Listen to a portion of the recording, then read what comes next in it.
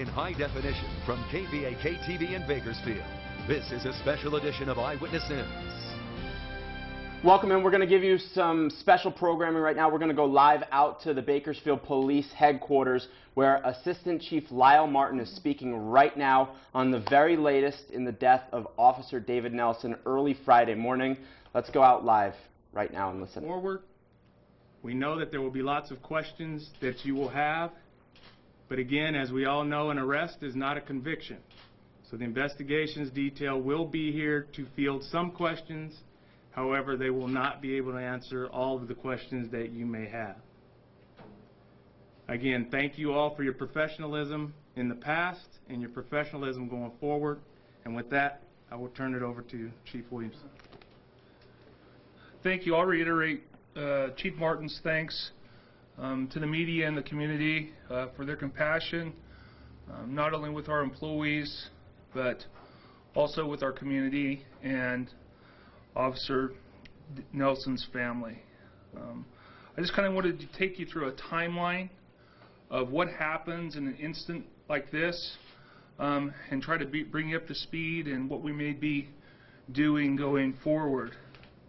I can tell you that at about 02:45 on Friday evening, I received a call from Chief Martin who advised me that we had an officer involved in a major injury accident. At that time, I began preparing to come to work, as did our entire command staff, and at approximately 3:10 I was notified that Officer David Nelson had passed due to the injuries sustained in the automobile accident. We immediately responded to the Bakersfield Police Department in an attempt to notify the person who was best suited to receive the information in regards to Officer Nelson's passing. We found that his emergency contact number included his father, Larry Nelson, who is a resident of Burbank, California. Due to the manner in which media seems to move in this day and age, we decided to contact Burbank Police Department to make personal notification of Officer Nelson's death. Fortunately, Burbank Police Department is very familiar with Officer Nelson. He had been a cadet there for 4 years prior to coming to work as a police officer at the Bakersfield Police Department.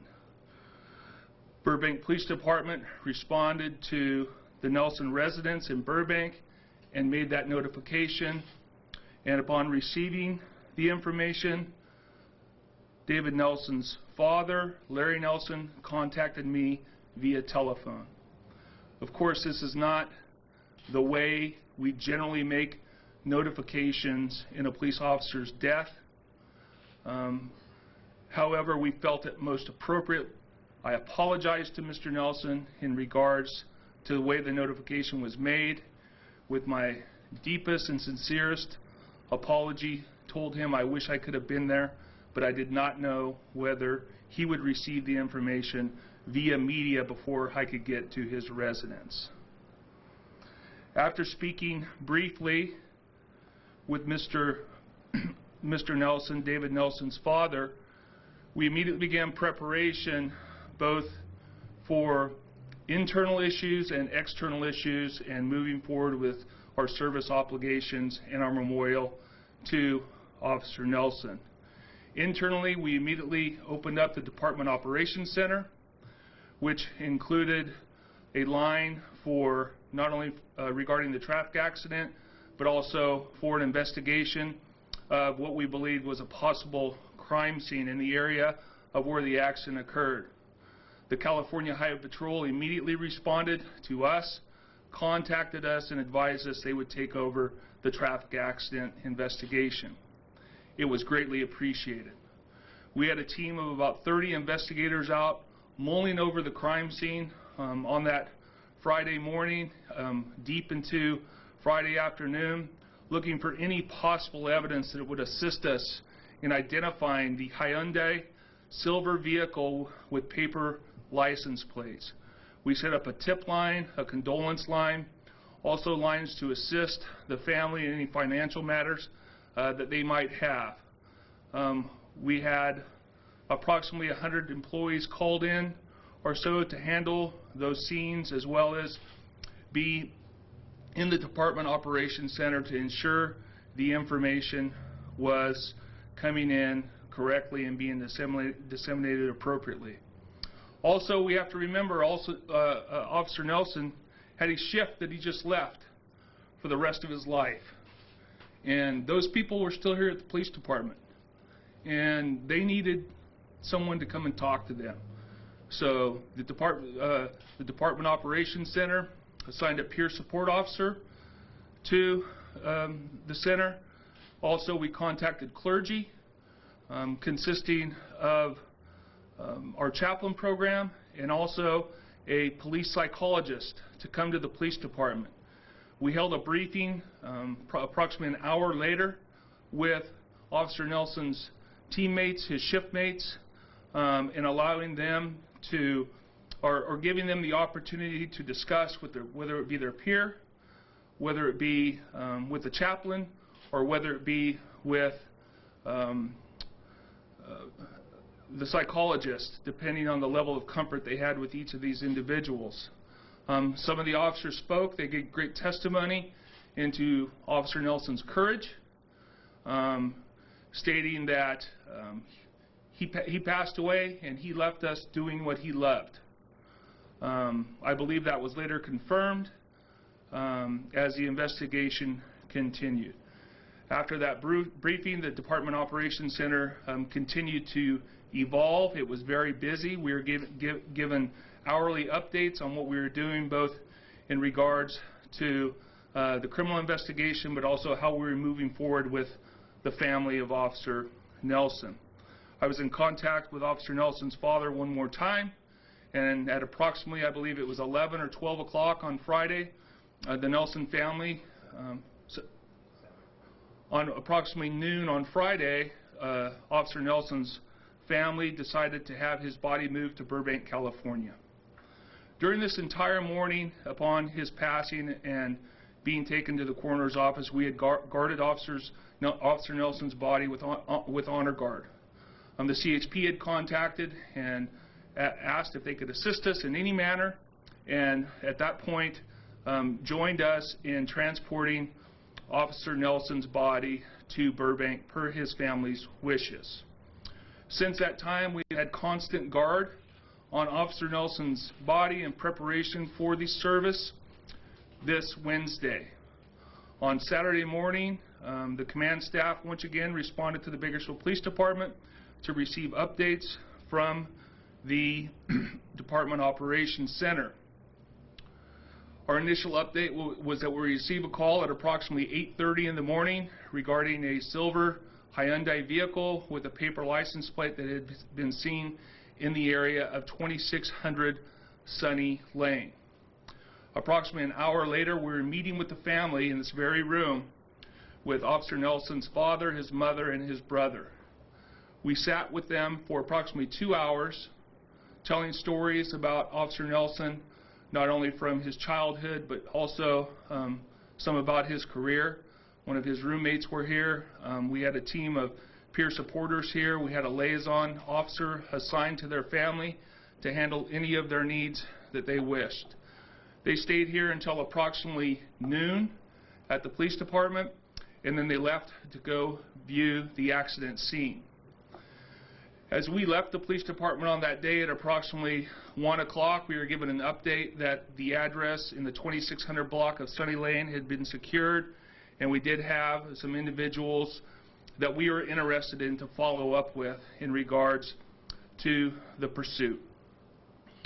The phone stopped ringing at about 10 o'clock on Saturday night, and at approximately midnight, Chief Martin once again called me and advised me that we had a suspect in custody in regards to the pursuit that cost Officer Nelson his life.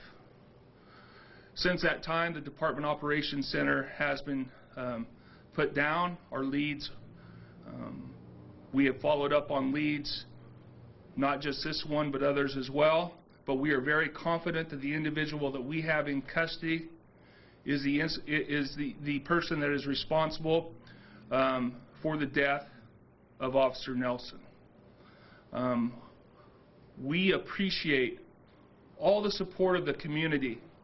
We had a huge vigil down here on noon on Friday. We had another one at the crash scene on Saturday evening, and we know that we have all the support that we can handle from them, and we're very appreciative of that. Also, I think we've been flooded with calls from up and down the state. I can tell you from every law enforcement agency in this county asking what they can do to assist the Bakersfield Police Department in moving forward in regards to this incident. I know that at this point we have contacted several of the agencies. I believe that we'll have a great contingent of officers and law enforcement personnel at the memorial service on Wednesday, and also once again at our service as it comes next Tuesday, I believe, at this point. With that, I want to thank everybody. I probably haven't got to say everything I wanted to. I can tell you that Officer Nelson, while he's young enough to be my son, he left me as a brother. And that's what we are here, and we appreciate all of your support in what's happened, and we're looking forward to moving past this and just having a great memorial for Officer Nelson and going forward after that. Thank you.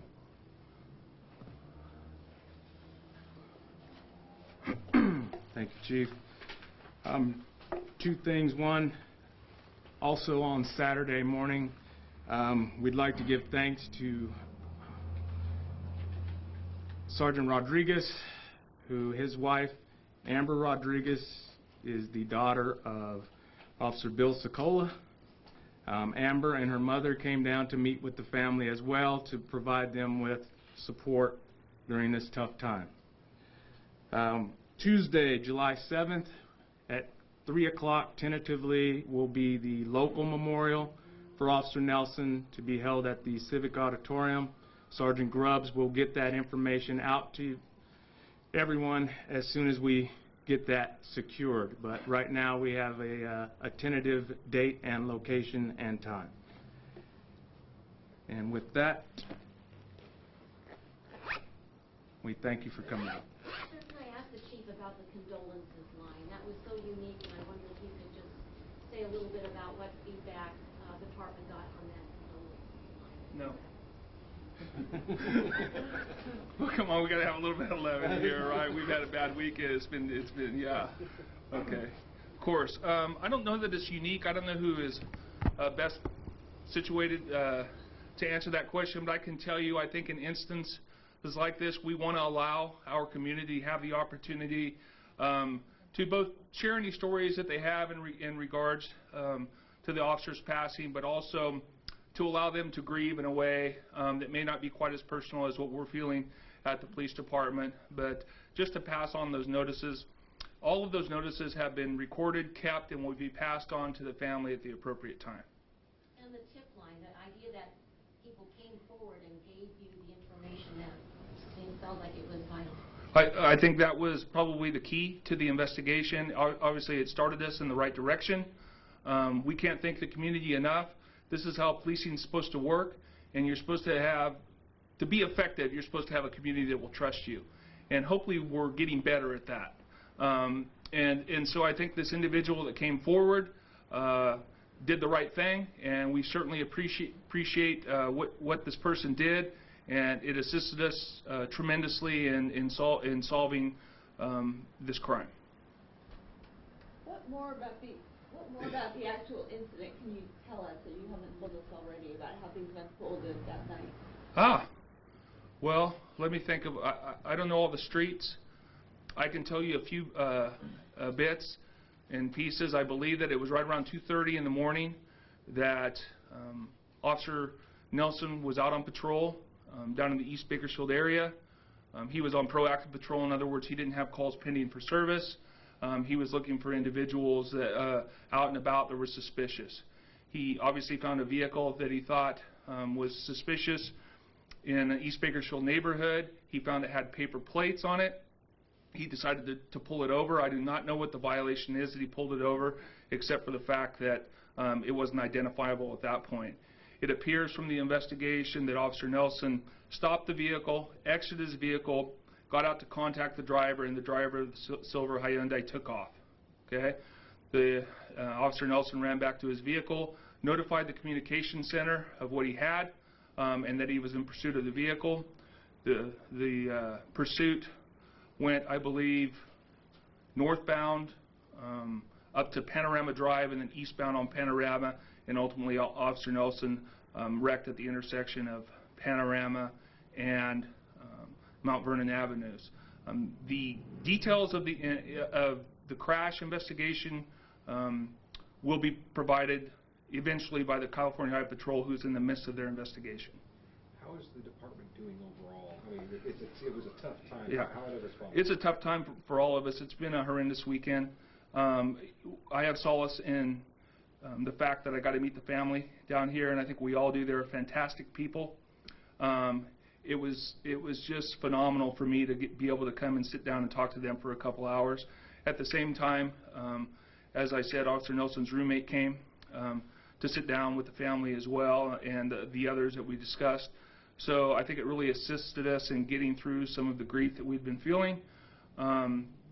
We all know, as people, individuals or groups of people, that we have different feelings about different people, and some people that know David very well had a very, very difficult time, especially on Friday immediately after it happened. You can imagine 4 of your shipmates having to pull you out of a car when you're quite possibly deceased and possibly going to catch on fire. It has to be very traumatic, and that's why we took the appropriate steps to have peer support in place, to have our police psychologists in place, and also to have our clergy in place for any of these individuals to talk to. Others, as I said, stood up and said, it's not time to be sad. David lost his life doing what he loved. And as our officers all know, day in and day out, we put that uniform on, there's always that possibility. We don't think it's going to happen to us. Just like David's family came, we never thought it would happen to us, but we know that it happens. And so we have to find somewhere in there the purpose. And so we think, what the investigation is going to reveal, that David had a purpose that night. He had a specific intent to catch somebody who was out there possibly willing to harm other people. And I take great pride in that and in his career. And I think that as we move forward, I'll be able to say that David was just an outstanding officer at our department, very well liked. And now it's time to work with our family and with his family to move towards that memorial service. Chief, I've been thinking about the officers that had to pull him out of the car. That sounds like a horrible experience to go through. So what assistance has been offered to those officers? They've had the same assistance. It's an open door policy for the assistance they want. I think that everybody takes care of their internal thoughts and feelings differently, and that's why we advise our officers to utilize the peer support group, to utilize our counselors, to utilize our psychologists, to utilize our clergy. But others have their own personal clergymen and outlets to be able to discuss how they're feeling, and so we allow them that freedom as well. So I think that is probably one of the most traumatic things that could probably happen to an officer. I mean, we see a variety and a host of very difficult things to see, but that I can't believe anything worse than having to do that. They stay on duty? You give them some time off? No, I think we allowed them to have the rest of the weekend off if they wanted to. It was my understanding that most of the officers came to work on Friday night and were able to discuss them amongst themselves. Obviously, we stayed in contact all weekend, having people go to all the briefings. I wasn't able to attend, but we had some form of a counselor or somebody there notifying all of our employees of what was available to them so they could grieve appropriately. You said that you and the family and the friends got together and swapped stories and such. Are there any stories that you can share that just shed some light on what kind of man he Well, was? I can tell you this, that he was obviously well respected in Burbank, California. As I said, he had been a police cadet there for about 4 years. His dream was to be a police officer, but they simply weren't hiring. He applied for 3 different police departments, Bakersfield being one of them, and we were the first ones to call, is what they said. So he jumped at the chance to have a job. David went to Occidental College. I think you probably heard of that in the news lately. And graduated from there and immediately went to work back east at the U.S. Treasury on a desk job. When he came back, he said, "Dad, this isn't for me. I need to be in the field," and he started applying for police jobs. Since he's been a police officer, he's had a variety of opportunities to do a lot of things. For someone with only 2 years on the police department, he most recently applied for the K-9 unit. Obviously, he didn't get there. The application had just been placed in. But I can tell you, he was a phenomenal athlete. He was what we call a gym rat. He was in the gym all the time. He played Tuesday basketball, and that's like most of us did when we were younger officers, and he's probably one of the reasons why I had to quit playing, because I couldn't keep up with those guys anymore. So anyway, he's just a phenomenal person, very well liked, did his job the right way with professionalism, and he just honored our badge, and we're going to miss him deeply. Okay. Thank you, Chief. Yeah, thank you guys. I would be remiss if I And if didn't you're just joining us, recognize we're having a members special of the news command report staff of a the press Kern conference County that they are Sheriff's holding Department at for coming BPD's and headquarters supporting us. after We have fallen had an BPD outpour of officer support Officer from Nelson all of and our law remembered enforcement really community. on Friday, But again, early this is just another Friday morning, testament involved to in how a close deadly we are as an crash and agency being remembered today. And really, we're really glad that we were able to give you this live, because it's been going on for about 20 minutes.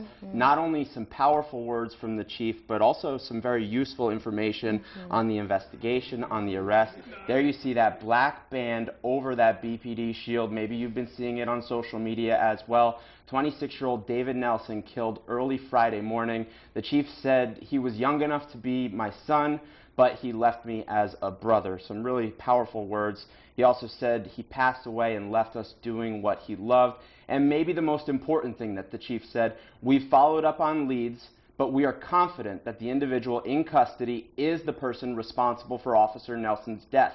That person is 32-year-old Julian Hernandez. We first told you that yesterday.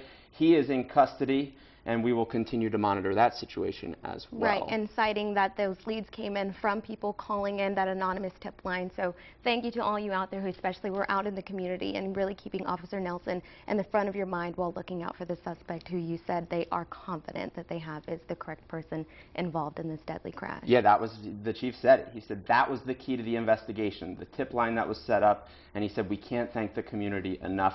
One other quick thing, Officer Nelson's memorial service will be this week to our south, but they just announced as well that on Tuesday, July 7th, there will be a local memorial here in downtown Bakersfield as well. Right. We will continue to get the most up-to-date information on that as soon as we can. Approximately 3 p.m., I think they said. All right, we're going to wrap up this special news report. We'll have the wrap-up of the press conference here on Eyewitness News at 5 o'clock, but in the meantime, we'll get you back to your regularly scheduled programming. Thank you for sticking with us.